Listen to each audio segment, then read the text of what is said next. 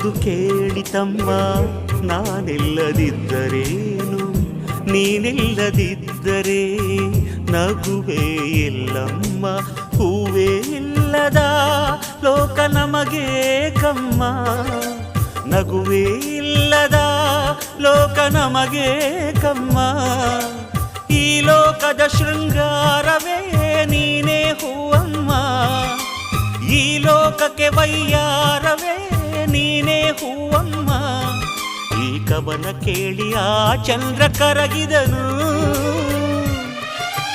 ಕನಸುಗಾರನ ಒಂದು ಕನಸು ಕೇಳಮ್ಮ, ಕನಸುಗಾರನ ಒಂದು ಕವನ ಕೇಳಮ್ಮ.